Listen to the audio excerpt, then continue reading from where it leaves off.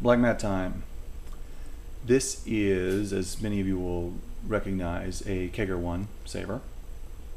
This one is called Oxidium, and it is kind of a culmination type weathering of my kind of oxidized bronzium over gold, which is extremely long process, since the gold in this case is anodized, but I've also done it over gold powder coat and gives you the same effect.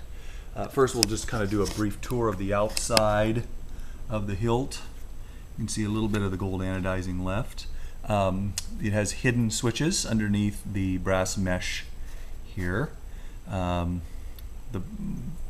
collarmost portion here is the aux switch activations in the front, anti-power off protections on this crystal focus.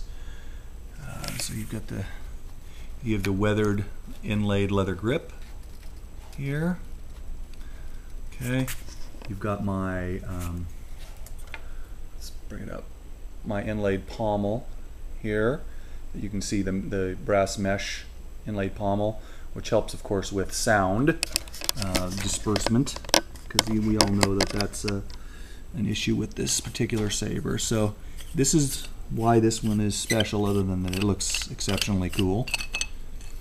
Pull this off, and we have a full crystal chamber and crystal core. Now this is a little different. This is really made to kind of replicate the power cell look and hide everything, but it is copper and brass. The brass mesh, of course, covering the crystal focus, has a stained quartz crystal, but it's like an accent stain in here. It's not fully stained. It's kind of a raspberry accent. So when it lights up the color of the blade, but it gives it a nice aged, weathered effect to it. And you'll see why this covering in a minute, because I want to simulate the internal workings of a core.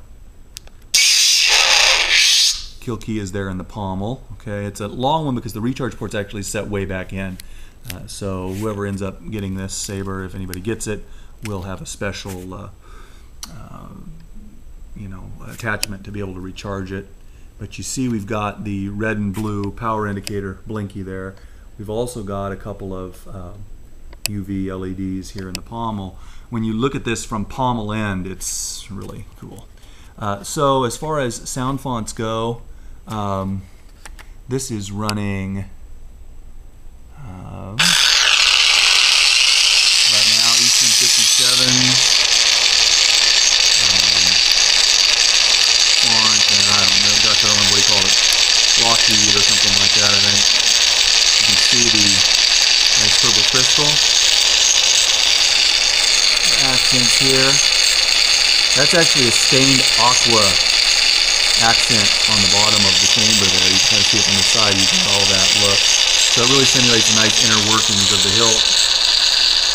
And we also have, through our mesh, kind of seeing the core. And this is a K3 RGB, so it gives a nice, very nice purple color to it. And our chamber and our blade are the same color, so I was able to match those. And if you're going to be able to see it, it does have flash on flash. It's white, so it's subtle, but it definitely gives you a good flash.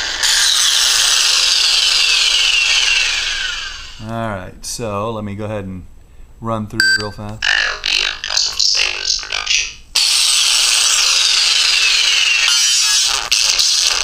The Ancient Saber, Crystal Chamber by Mad Cow. This is the first font is a font called Windows Fury. It's a mixed font between Eastern 57's Vapad and Mad Cow's Corridon. And then I think it has Corridon. And Valkyrie by Shadeslinger.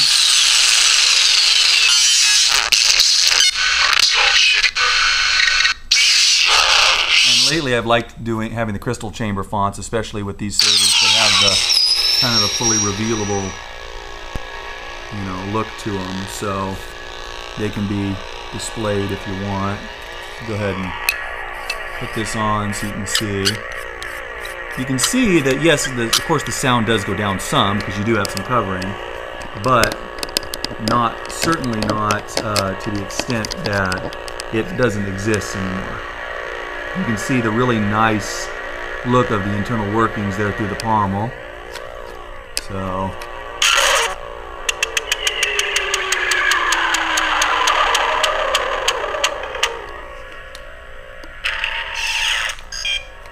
So anyway, that's it.